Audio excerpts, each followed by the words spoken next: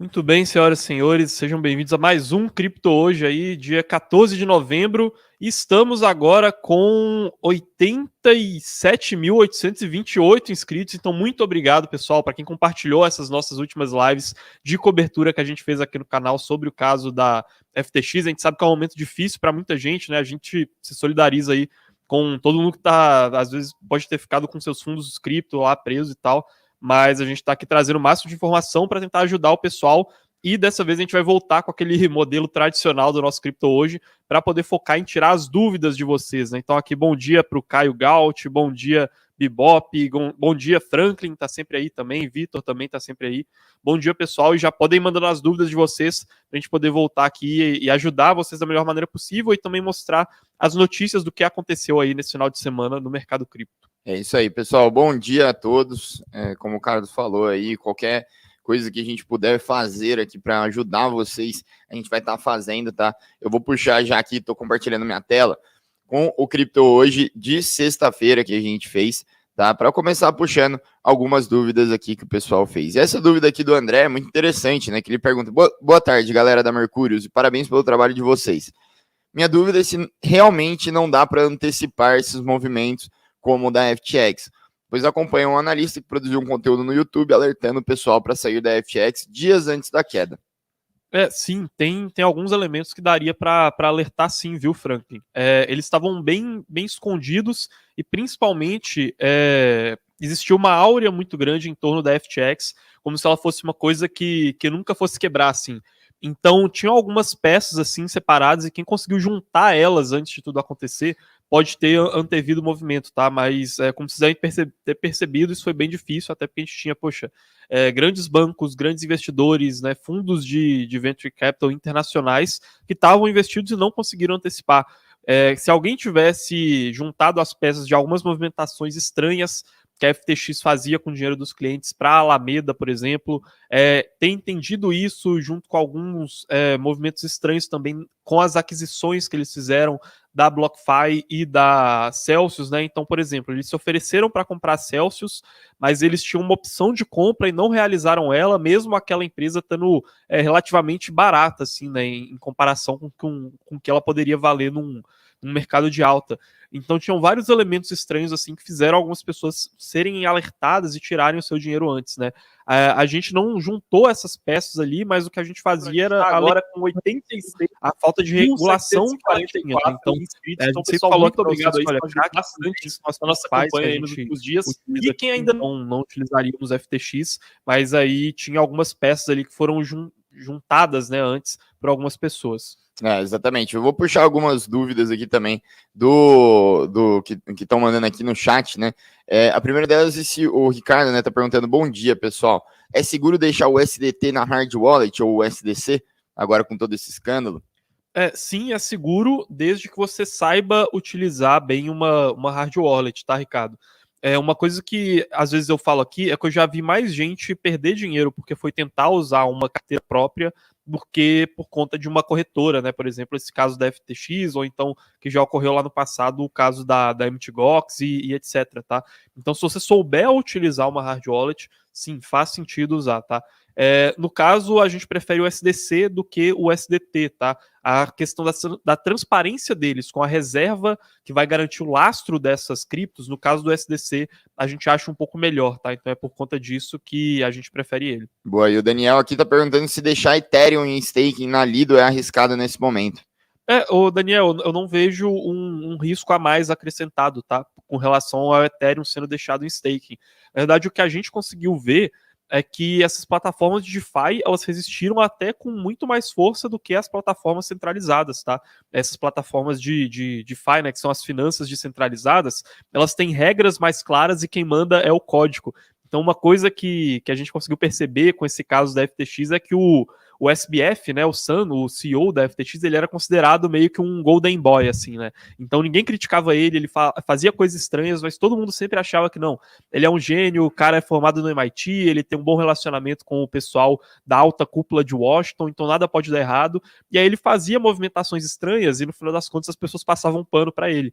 Só que com as finanças descentralizadas na blockchain, quem manda é o código, né? Então você não pode dar um jeitinho, você não pode, né, empurrar a sujeira para debaixo do tapete, e acabou que essas plataformas, elas ficaram inclusive menos alavancadas do que muitas dessas empresas, né, que as pessoas julgavam como confiáveis, e no final das contas o risco sistêmico dentro dessas plataformas foi até menor, tá? Então, no caso da Lido, eu não considero que ela ficou mais arriscada ou menos por conta desse momento, tá? Para mim continua a mesma coisa. Perfeito. E assim, eu acho que uma das plataformas que o pessoal mais pergunta aqui sempre, né? E acho que a pergunta que a gente mais está recebendo nesse momento, que a gente tem 530 pessoas aqui assistindo, mas com certeza ainda não bateram ali os 400 likes, eu não tô com a live aberta aqui, mas vamos deixar o like, pessoal, ajuda muito a gente a divulgar esse conteúdo, né? E entregar ele para o máximo de pessoas possível e não custa nada para vocês. Então, se puderem deixar o like aí, ajuda a gente demais. A Fernanda, ela tá perguntando o seguinte: a Binance corre algum risco de acontecer igual a FTX? Bom dia. A Binance, até onde a gente sabe, ela não tem o risco de acontecer algo igual, tá? Mas essa questão da transparência, ela ainda é muito complicada, tá? Então a gente continua preferindo, né, de novo, né? São várias perguntas que no final acabam tendo uma resposta parecida. A gente já continua preferindo Coinbase e Kraken, tá? Por mais que a gente não tenha encontrado indícios que a Binance possa correr um risco. Igual a FTX, eu não colocaria a mão no fogo por conta da Binance, não, viu, Fernanda? Uhum. Boa. E o Fabrício está perguntando quais são as principais criptos que estão com riscos, né? Que devemos ficar longe por enquanto, com relação forte com a FTX ou a Alameda. Boa, pessoal, vou mandar aqui para vocês o link desse nosso relatório, mas eu vou tentar abrir aqui ele também para poder falar com vocês. Deixa eu ver aqui. Tá, mandei o link, vou falar aqui mesmo, e aí depois vocês conseguem acessar aí na descrição e também aqui nos comentários. Mas estariam principalmente criptos do ecossistema da Solana, tá? Porque a Alameda, ela estava bem alavancada nela. Tem também uma cripto chamada BIT, que estava bem presente ali no balanço da Alameda, tá?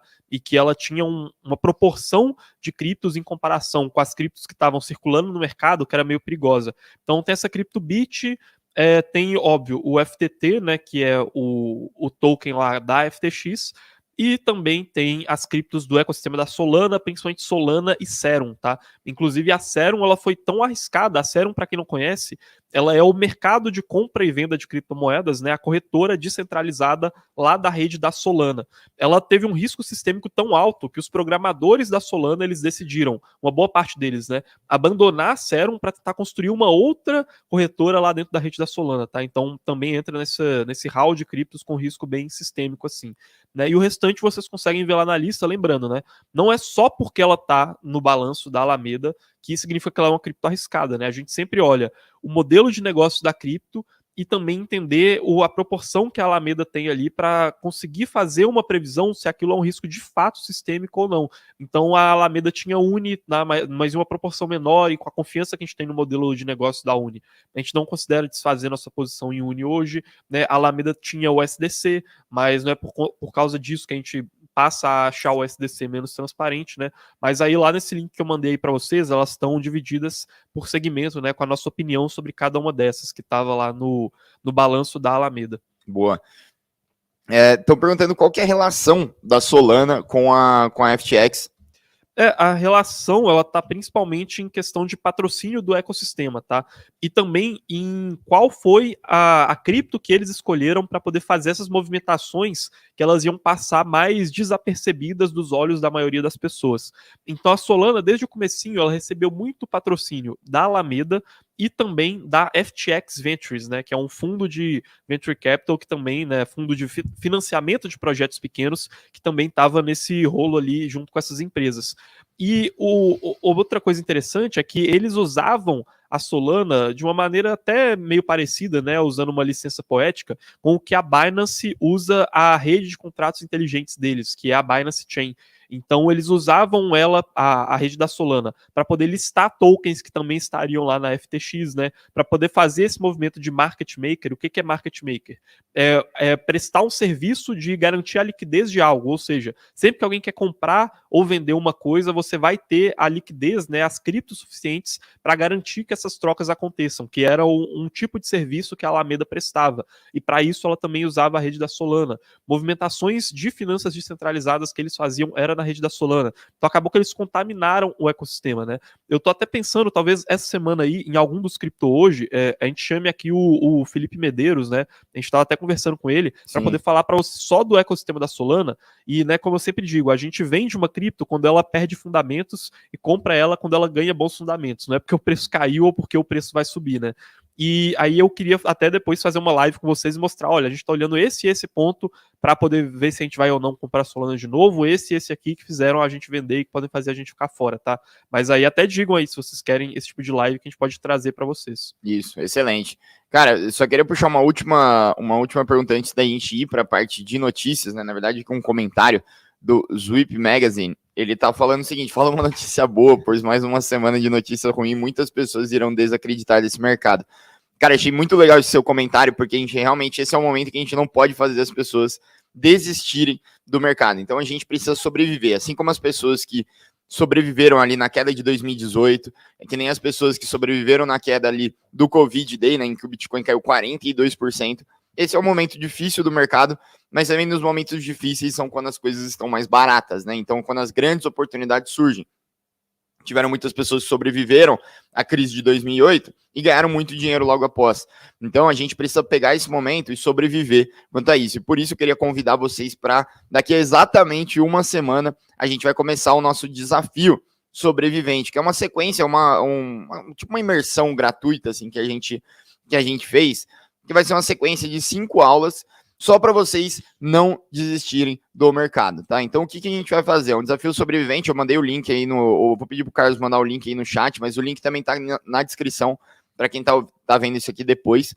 É basicamente um desafio em que a gente vai fazer lives todo santo dia, eu e o Orlando ali, para falar sobre o mercado, né? A gente vai falar se esse é o momento de desistir do mercado, como ganhar com as quedas, quais são as criptomoedas que vão sobreviver para o próximo ciclo, como que você vai otimizar a sua carteira para quando vier realmente o ciclo de alta, porque acreditem, esse momento de baixa ele não vai ser para sempre, pessoal. Assim como a alta de 2017 não foi para sempre, a alta de 2021 não foi para sempre, a queda de 2018 e a queda de 2020 não foram para sempre também, tá? Isso aqui não vai ser, então você precisa aprender a otimizar a sua carteira para quando isso aqui voltar a subir.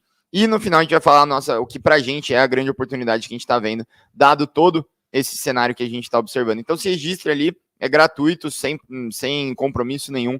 A gente está tentando fazer isso para que vocês consigam ali aproveitar esse momento. A gente acha que é muito, muito importante que essas coisas voltem para a gente depois, tá? Então, só queria dar esse recado aí antes da gente ir para as notícias. Beleza, Carlos? Show! Vamos aqui então passar para vocês, pessoal, algumas coisas que aconteceram aí nesse final de semana, tá? A gente teve, por exemplo, a Visa cancelando a parceria que eles tinham com a FTX. Na verdade, todo mundo cancelando as parcerias que tinham com a FTX. Então, nesse momento, eles estão ficando bem isolados, digamos assim, do mercado institucional, que era uma das grandes vantagens, um dos grandes trunfos que eles tinham, né? Então, eles estão perdendo cada vez mais infraestrutura, e isso é ruim, inclusive, porque diminui as chances deles conseguirem ser salvos, ou então de serem salvos de uma maneira completa, né? Junto com isso, a gente também teve o pessoal lá de Washington, né? Na live que a gente fez aqui na quinta-feira, eu falei para vocês com mais detalhes sobre a regulação, né? Que estava vindo pesada, principalmente nos Estados Unidos e Europa, depois da gente ter tido esse caso. E a gente está tendo agora lá nos Estados Unidos, depois que passaram essas eleições para o Congresso americano, um número maior de representantes ali, de deputados ali no parlamento, que estão cobrando sobre o que aconteceu com a FTX, inclusive uma boa parte deles exigindo explicações da SEC, porque estão reclamando, poxa, a SEC sempre fica, né, com algumas chatices ali com relação ao mercado cripto, mas não conseguiu prever isso, né? Então isso está começando a acontecer lá, e eu acho que a gente vai ter uma aceleração bem forte desse processo aqui de regulação, tá bom? Então, duas coisas aí para poder se atentar: a FTX perdendo parceiros institucionais e também a regulação avançando muito forte. E aí, naturalmente, né, a questão da investigação criminal também está avançando. Então, a polícia lá de Bahamas, que é onde fica a sede da FTX, invadiu lá a sede, chegou a encontrar o SBF lá e agora as investigações elas estão avançando para a gente poder entender o que vai acontecer. Ele tinha tentado fugir para Dubai, que é um lugar que não tem tantos tratados para fazer extradição, né, internacional, e aí onde ele poderia estar mais seguro. Tem gente que acha que o pessoal lá da Terra Luna fugiu para Dubai, por exemplo, né? Mas aí ele acabou sendo pego lá nas Bahamas e a gente vai entender um pouco melhor o que vai acontecer. Aí vamos falar então agora, né, das consequências de fato, né, e talvez algumas notícias boas, né, e até algumas coisas para poder se atentar aí que podem talvez ser alguns ruídos no mercado. A gente teve, pessoal, a Binance anunciando que ela vai fazer um novo fundo de recuperação da indústria. Então, vários projetos cripto que, né, nas palavras do CZ, são considerados bons projetos, mas que, apesar de serem bons projetos, não têm liquidez suficiente nesse momento, então eles conseguem gerar um bom modelo de negócios, mas não estão gerando um fluxo de caixa para poderem ser sustentáveis agora. Eles podem começar a ser resgatados pela Binance. E dependendo de como isso acontecer, a Binance ela pode sair bem fortalecida até como plataforma de contratos inteligentes mesmo. Então a Binance ela tem a plataforma dela, que é concorrente da Ethereum, e eu não duvido nada que para os projetos serem elegíveis para poderem receber esses fundos, né, e esse financiamento da Binance, talvez eles tenham que migrar ali para a rede da Binance. Então é o tipo de coisa que pode fortalecer bastante o ecossistema deles e que é bem importante a gente ficar de olho, até porque é a hora que eles são com maior poder de barganha. Então a gente está com todos os outros projetos sem caixa, sem conseguir agir por conta própria, e justamente agora a Binance está ali com dinheiro e se oferecendo para poder salvar esses projetos, tá bom? E aí, vamos prestar atenção em alguns ruídos, tá? Alguns alertas aí para vocês. Nessa onda do pessoal tirar o dinheiro das corretoras e começar a colocar em carteiras próprias, tem o token de uma carteira, que é essa daqui, a Trust Wallet, que subiu muito no mercado. E isso, inclusive, porque ele foi citado pela Binance, né? Eles têm como se fosse ali um tipo de parceria, de ajuda mútua, né? E aí o CZ, ele citou, né, em um tweet dele ontem, a questão da carteira da Trust Wallet, que é uma carteira dessas que você baixa no seu computador e você consegue sacar suas criptos e deixar elas lá. E aí, a cripto dessa carteira, né, esse token, ele subiu 47% depois que ele foi citado ali pela Binance.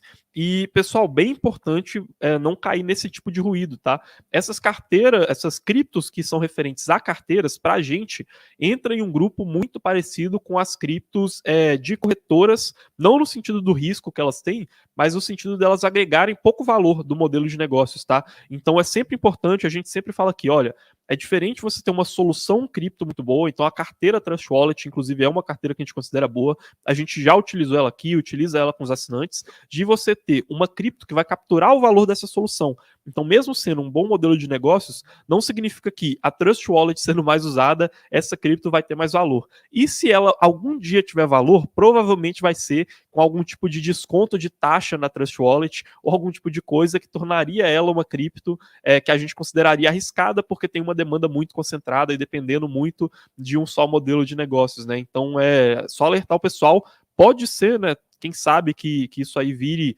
algum tipo de tendência aí, né? Algumas mais criptos de carteira se valorizando, também é o tipo de cripto que a gente não gosta, tá?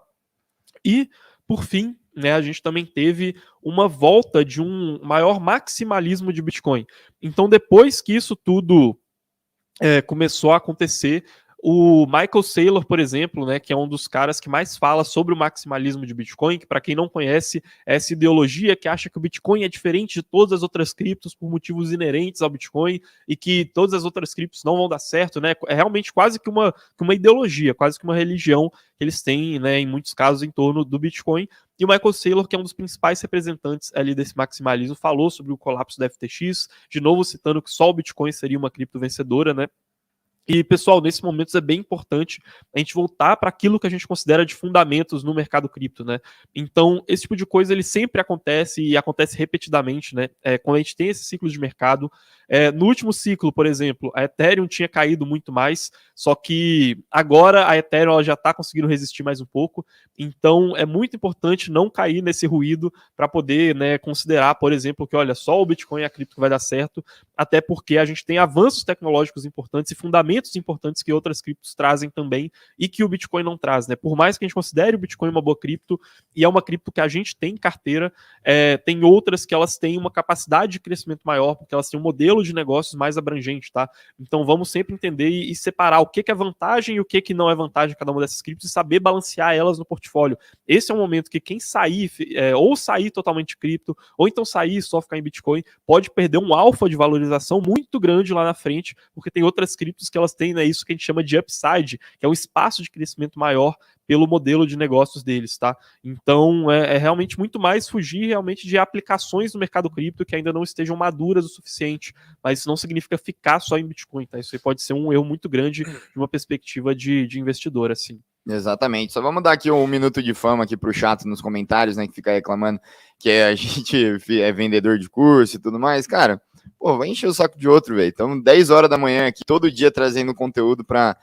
você. Pronto, você já teve o seu momento aí de fama aí antes de eu te bloquear, cara. Não tem problema nenhum. Eu acho que você não ouviu, mas o desafio que a gente tá fazendo é gratuito, tá? Para todo mundo que vai assistir, se registrar, é 100% gratuito. A gente só tá trazendo conteúdo aqui para vocês. Então, se você não quiser, também tem várias outras opções de canais aí no YouTube para você poder assistir, beleza?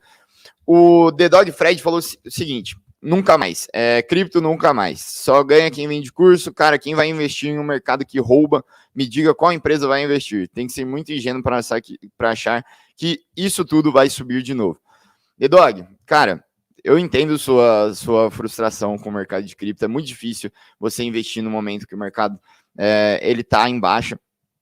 Só que eu vou te falar, o que aconteceu no mercado de cripto não é nada novo, sabe? Assim, se você pegar o que aconteceu na crise de 2008, né, também foi um mercado roubando, né, ele mesmo. Então, assim, você poderia usar exatamente essa mesma frase para falar, por exemplo, do mercado ali imobiliário em 2008 nos Estados Unidos. Muita gente investe nele porque é um mercado que pode ser promissor, assim como o mercado de cripto. Eu entendo a frustração, eu entendo nunca mais e tudo mais, mas entenda também que o mercado é cíclico. A gente está com muito investimento em venture capital, você tem muitas ideias boas de negócios, muito bem capitalizado, com pessoas muito boas trabalhando nelas, né? Então, assim, eu não sei se você tem alguma coisa a acrescentar aí, Carlos, para tipo, dar uma esperança para as pessoas de que esse mercado ele pode voltar a subir sim, e que nem tudo é para sempre, tá, pessoal? No final tudo passa, todo momento de alta ele vai passar, todo momento de baixa ele vai passar. Então, eu entendo a frustração aí, The Dog, por isso que eu fiz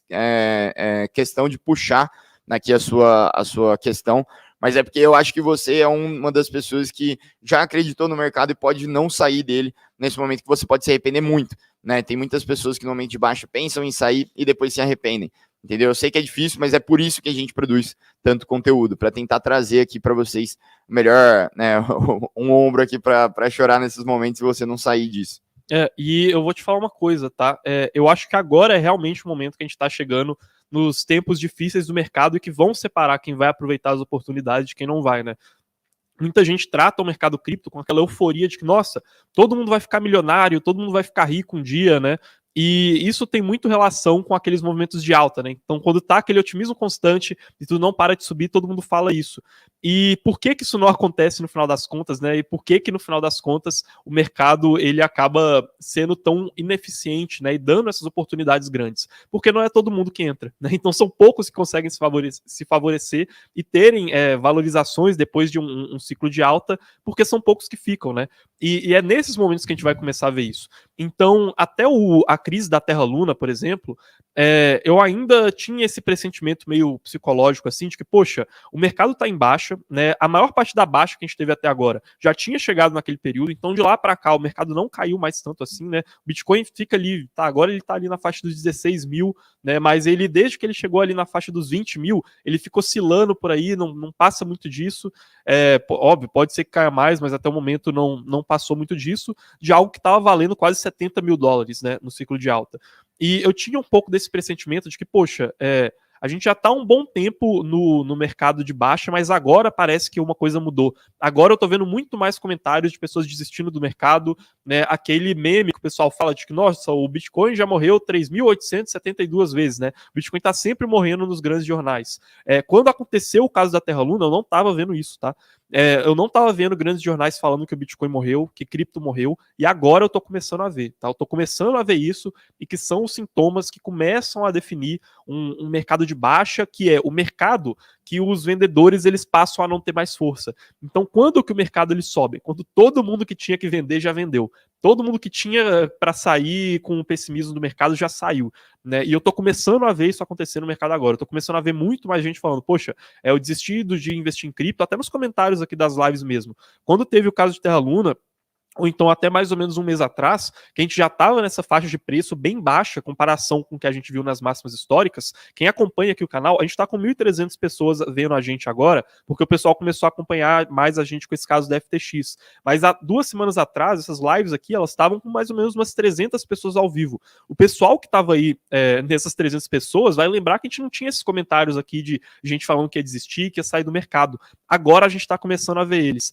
E para mim isso é um sintoma muito grande de que a força vendedora, ela vai aos poucos se esvaindo, né? Não tô dizendo que a gente chegou agora no fundo, não é esse tipo de previsão que a gente faz aqui, mas para mim é um sintoma muito grande de que a assimetria do mercado tá aumentando, porque o entendimento das informações que as pessoas têm do mercado, e é esse entendimento junto e se relacionando, né, dessas pessoas se relacionando umas com as outras, que vai criar o preço de tela. Então é como se a gente tivesse uma máquina, né, uma função que essa máquina é a soma das opiniões de todas as pessoas no mercado. E aí você pega a cripto, passa nessa máquina por todas essas opiniões e do outro lado sai o preço de tela. O preço que a gente está vendo na tela é o resultado dessas opiniões das pessoas. E pela primeira vez, né, nesse ciclo de baixa, que já dura quase um ano, eu tô vendo as pessoas começando a serem tão pessimistas assim, tá? E isso tende a refletir no preço, mesmo os fundamentos das criptos não tendo mudado, né? Mesmo os fundamentos do Bitcoin estando bons, mesmo os fundamentos do Ethereum estando bons, fundamentos da Polygon estando bons, né? E o preço só cai.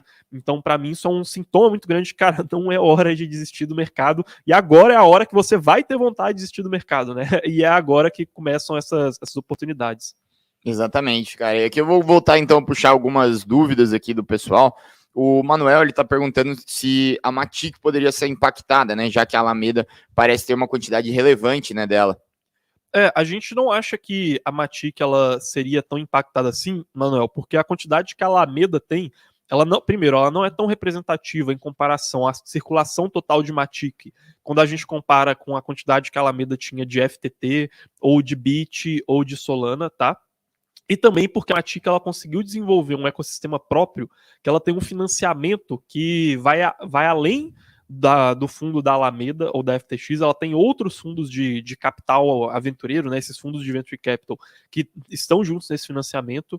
Mesmo sem esses fundos, a Matic ela já está muito bem capitalizada, então ela fez recentes rodadas de capitalização, né, de pegar investimento do mercado e pegou esse investimento em dólar, então ela está muito bem capitalizada e ela tem uma infraestrutura muito boa, né, que não pega tanto esse risco sistêmico, igual era o caso de Solana. Então, no caso de Solana, a gente não tinha certeza de quanto das Solanas em staking elas estavam nas mãos da Alameda ou da FTX, por exemplo. E para quem não é novo aqui, né, não sabe como funciona a segurança dessas redes, né, como o caso da Solana, Ethereum, Avalanche, Phantom, elas funcionam pelo mecanismo de Proof of Stake, ou seja, é um mecanismo que você precisa ter criptos daquela rede travadas para essas criptos garantirem a segurança da rede. Como a gente não sabia no caso da Solana, o quanto das Solanas travadas para garantir a segurança da rede eram da Alameda e da FTX e que eles poderiam destravar elas e vender no mercado para poder pagar as dívidas deles e deixar a Solana insegura, por exemplo. Né? Hoje a gente já está entendendo que talvez tenha uma boa parte ali que pertence à Solana Foundation, talvez a Solana Foundation esteja mais capitalizada, então a gente está avaliando um pouco melhor esse risco, tá bom? Mas no caso de Matic não tinha essa suspeita tão grande, por isso que a gente não acha que seja relevante essa presença assim, esse risco. Exatamente. Ó, e faltam 200 inscritos aqui para a gente conseguir bater ali, ó, 88 mil pessoas na nossa base. Então, pessoal, se vocês estão aqui e não são inscritos no canal, a gente tem live praticamente todo dia. Praticamente não, temos todo dia, inclusive tem dias que tem mais de uma live. Hoje, por exemplo, a gente tem a live agora e daí vai ter mais uma live do Crypto Insights às 19 horas. Então, a gente tem ali pelo menos 2 lives ali no dia. Essa é uma live aqui que a gente está fazendo, uma live diária. Então, todo dia, 10 horas da manhã, a gente vai estar aqui para trazer as principais notícias e responder suas principais dúvidas, tá? Então, se inscrevam no canal, tá? Ajuda muito a gente. Deixem o like também. Quantos likes a gente está aqui hoje? Estamos com quase 1.500 pessoas aqui ao vivo. E ainda não batemos 1.000 likes, hein, pessoal? Vamos tentar bater aí, porque daí o YouTube assume que esse conteúdo é o melhor possível e entrega ele para outras pessoas, né? E aí a máquina toda ela começa a girar. Beleza? Pessoal, deixa eu puxar mais algumas dúvidas aqui para vocês. Ó, o Ricardo, não sei se é Ricardo, ó, R. Afonso, falando, ô Carlos Henrique, manda um salve para mim, sou mó fã, cara. Salve aí pro Ricardo. É isso. Ó, deixa eu ver se tem alguma coisa interessante aqui pra gente puxar. Cara, uma dúvida que eu tinha, na verdade, que eu assisti alguns conteúdos sobre isso, sobre a Crypto.com, né? Eu sei que a gente estava dando uma olhada nela, né? Teve um esquema que ela fez uma transferência esquisita lá, e eu queria trazer isso daqui para não passar em branco. É bem importante mesmo, né? Eu tava até com essa notícia aqui. A Crypto.com, pessoal, ela tá agora, esse aqui é o CEO, tá, da Crypto.com. Ela tá sob o olhar do mercado inteiro e estão dando várias explicações, porque eles fizeram uma transferência muito estranha para uma corretora chamada Gate.io, tá?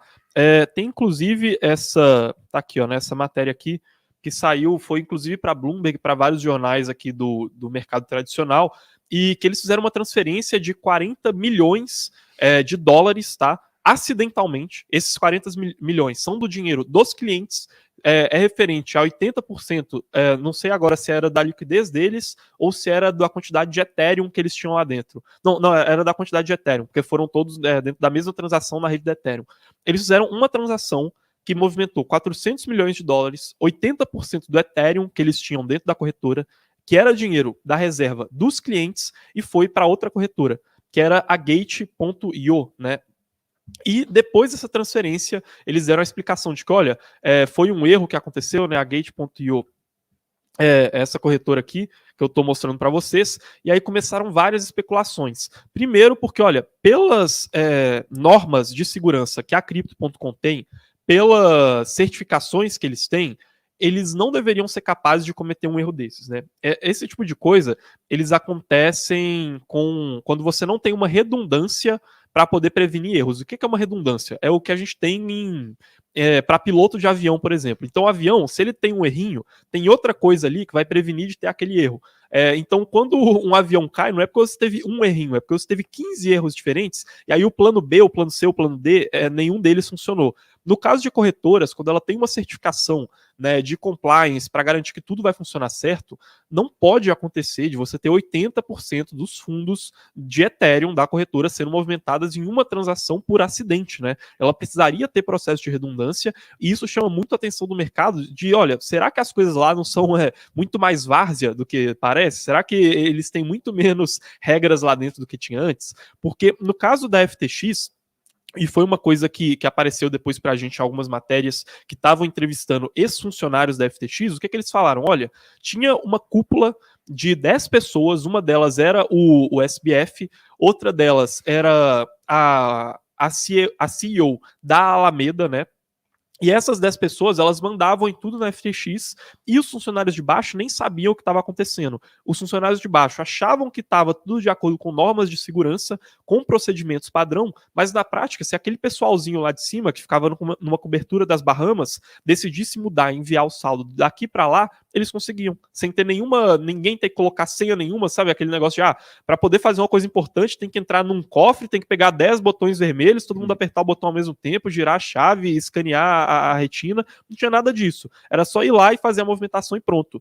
Esse tipo de coisa que aconteceu aqui com a Crypto.com traz pra gente essa suspeita. Olha, será que a Crypto.com ela não é muito menos segura em termos de procedimento do que parece? E pra gente é uma red flag muito grande, né? Uma red flag é um alarme vermelho muito grande de que, olha, não teria dinheiro na Crypto.com, né? Reforça essa nossa posição.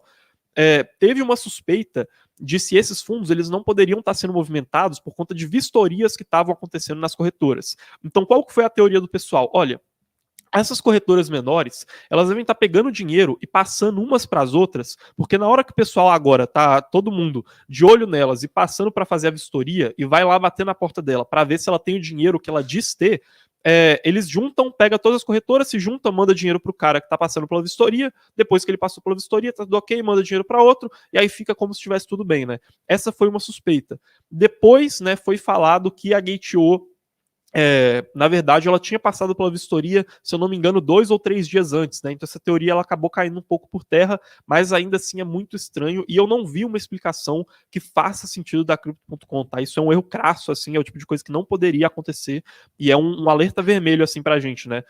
Com relação aos tokens, né? O token da CRO, por exemplo, sofreu um baque muito grande depois que isso aconteceu, depois voltou a se recuperar, mas como a gente sempre disse pra você, a gente não especula em cima de nenhuma cripto e a gente não investe em tokens de corretoras, tá? Então a Crypto.com, se a gente achava o token CRO péssimo antes, agora a gente acha ele ainda pior, e se a gente não tinha confiança na Crypto.com e a gente confiava mais em Kraken, Coinbase ou em custódia própria antes, a gente passa a confiar ainda mais hoje em Kraken, Coinbase e custódia própria, beleza? Excelente, cara, muito bom, muito bom.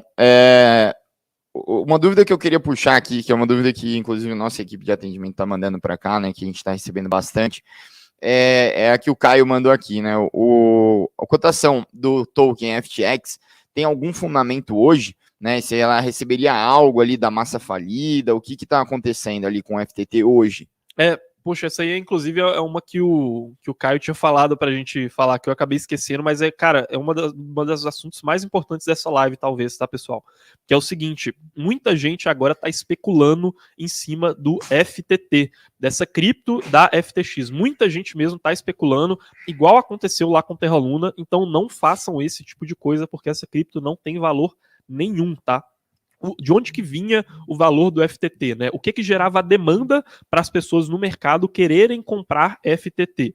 Era a questão de benefícios que a FTX oferecia. Então, coloca FTT em staking, que aí você vai ter uma taxa menor para usar a corretora FTX. Coloca ele em staking, que aí você vai ter um benefício, por exemplo, esse cartão, né, que eu mostrei que a Visa tinha, provavelmente tinha alguma relação com o FTT em staking, né? Então, vai colocando ele lá, se você deixar ele muito tempo, seu rendimento vai ser maior. Então, assim, o valor, no final das contas, dependia de uma promessa que era feita pela empresa FTX, tá? Era daí que vinha a demanda por esse token. Porque algumas pessoas que movimentavam grandes valores lá dentro, para elas fazia sentido comprar ele para poder ter descontos para se negociar dentro da FTX. E agora tem gente achando que se a FTX for salva, então isso melhora o valor da cripto FTT, só que não é assim que funciona. Essas criptos de corretora, elas não são iguais ações de valores, ela não é uma ação da empresa que quanto mais a empresa cresce, mais aquela cripto vai acruar o valor que está sendo gerado. Essas criptos, elas são especulativas, tá? Elas aumentam de valor quando a corretora tem mais usuários por mera especulação. Você pode falar assim, poxa, mas se tem mais gente usando a corretora, então ela vai ser mais procurada e faz sentido essa cripto se valorizar. Não, porque a máquina para poder imprimir essa cripto, ela é infinita. A impressora de FTT, por exemplo, que é a cripto da FTX, inclusive eles imprimiram milhões de dólares na FTX durante esse final de semana, tá? Dezenas de milhões de dólares em FTT esse final de semana para tentar melhorar a questão dos empréstimos que a Alameda estava fazendo. Ela é uma máquina que imprime o quanto eles quiserem. Então, assim, é muita confiança na mão só de uma empresa e é uma especulação realmente, assim, que faz jus ao nome, tá? É muito, muito, muito um movimento especulativo e a gente não vê fundamento para ela se valorizar, tá? Mesmo que no futuro a FTX seja salva, a gente já não investia em FTT antes, sempre falou para vocês, olha, a gente não investe em BNB, não investe em FTT, não investe em CRO, porque essas criptos de corretora não fazem sentido, né? Só se você for um especulador, que não é o que a gente é aqui, não é o que a gente acha que faz sentido para poder ganhar dinheiro no mercado de cripto no longo prazo. E agora, mais do que nunca, isso se mostrou e a gente ainda mais reforça esse nosso posicionamento de não investir em tokens de corretora, tá bom, pessoal? Perfeito, cara, excelente. Vou puxar as últimas aqui também aqui pro pessoal. O Emerald Pack tá perguntando se as DeFi são suscetíveis a essa quebradeira. As DeFi, teoricamente, elas podem ser suscetíveis, até porque DeFi a gente está falando de uma cesta muito grande com várias criptos. Mas o que a gente viu de diferente, né, das DeFi até o momento é que elas funcionam com base no código, né? Elas não têm esse negócio de você fazer um jeitinho de porque você é o CEO da FTX, o pessoal vai te dar dinheiro sem olhar se você tem uma garantia para poder honrar aquele empréstimo ou não. Então as DeFi, elas se mostraram muito menos suscetíveis à quebradeira do que no caso das corretoras centralizadas, tá? Hoje a gente sai com mais confiança ainda em uma Uniswap, em uma Aave, nessas criptos, nesses grandes protocolos de DeFi do que a gente tinha em comparação com empresas como corretoras ou empresas de empréstimos, né, igual a BlockFi, igual a Celsius, igual a Voyager, né, que eram empresas, mas que no final das contas, uma Aave, que é um protocolo de empréstimos também, né, um banco dentro da blockchain da Ethereum, né, um protocolo cripto de lending, né, como a gente costuma chamar, ela saiu muito mais resistente do que essas outras corretoras, tá? Então, assim, não vou colocar a minha mão no fogo aqui e falar, olha, as DeFi não são de uma forma alguma suscetíveis a essa quebradeira, até porque tem várias DeFi, estão em várias redes, mas as DeFi que a gente investe e que a gente acompanha os protocolos há mais tempo e que são mais bem construídas, principalmente dentro da rede da Ethereum, mas que também já se expandem para outras redes, como a rede da Avalanche, rede da Phantom, etc., a rede da Polygon, essas DeFi a gente hoje tem muito mais confiança que elas não estão suscetíveis, tá bom? Uhum. Perfeito, pessoal. Ó, seguinte, só deixa eu puxar mais uma paradinha aqui. Peraí que deu uma bugada no meu... Aí. O Cláudio Galvão falou, bom dia, mercurianos. Que felicidade ser pró. Estou adorando as aulas na plataforma. Pessoal, lembrando que não só para quem não é assinante, né, que a gente falou que a gente vai ter uma condição especial, dado tudo que está acontecendo, né, a gente sabe que a gente nunca dá desconto ali na nossa assinatura da Pro, né, que nem sempre está aberta. Em todos os lançamentos ela sempre aumentou de preço, mas a gente está avaliando muito esse cenário, né, de tudo que está acontecendo. E a gente vai fazer, né? Isso eu estou prometendo para todo mundo aqui, que a gente vai fazer a melhor oferta possível, né? Que a gente consiga ali para as pessoas entrarem nesse último lançamento aqui do ano, tá? Então, muito provavelmente a gente vai ter ali na faixa de 1.000 vagas ali para a gente abrir aqui de uma maneira rápida e poder atender todo mundo, mas a gente já está chegando a mais de 3.000 pessoas na lista de espera. Então, o que a gente está fazendo? Vocês entrem ali, se puder mandar o link no chat, inclusive, Carlos, se você quer participar da nossa assinatura da Mercúrios Pro, que ganha todos os cursos que a gente já fez, todos os relatórios que a gente tem, inclusive o relatório da carteira, a gente abre, né, toda a nossa estratégia, a gente abre no que a gente está investindo, a gente abre as nossas posições de proteção e como a gente está comprando e vendendo, né, o que a gente está comprando e vendendo sempre. Você tem suporte exclusivo dos nossos analistas, tudo isso aí que o Cláudio aí está falando, você consegue ter acesso. Então, entre ali, se registra na lista de espera, que na sexta-feira, não essa sexta-feira, na outra sexta-feira, né, que inclusive é Black Friday, então combinou aí numa boa oferta, a gente vai fazer ali a nossa abertura. Muito provavelmente ali as vagas já devem se esgotar no primeiro dia. Então, o que a gente está fazendo é uma lista de reservas. Se você entrar na lista de espera e clicar lá no e-mail que você vai receber, já vai direto para o WhatsApp, e no WhatsApp a gente vai mandar todas as informações ali para você ter prioridade e não perder tempo. Beleza? Carlos, mais algum aviso que a gente esqueceu de dar aqui? Sim, depois que terminar essa live, vocês vão cair aqui nesse vídeo, né? A volta do Orlando Tom Cruise, né? O nosso ator aqui da Mercúrios, que vai sair hoje meio-dia, tá? Assim que terminar, então, ó, entrem aqui, já deixem o like, cliquem aqui no sininho para poder receber a notificação, porque esse aqui é o trailer do nosso desafio sobrevivente, que a gente vai começar a partir do dia 21, tá? Então não esqueçam de fazer isso. Vocês vão cair lá já direto, se tiver notificação, preparem a pipoca, até meio-dia dá tempo ali para poder assistir essa nossa produção cinematográfica, e aí vocês vão se ver aí com o Danilo e o Orlando também hoje à noite, às 7 da noite no Crypto Insights, beleza? É isso aí vocês vão ver o pessoal que tava perguntando onde que o Orlando tá só fazendo todas as aulas aí que a gente vai dar na semana que vem, beleza? Mas para quem quiser encontrar o Orlando, tem aí meio-dia, vocês já vão ser redirecionados, e depois, às 7 horas da noite, vai ter Crypto Insights hoje, como sempre, beleza? Valeu, pessoal. Falou!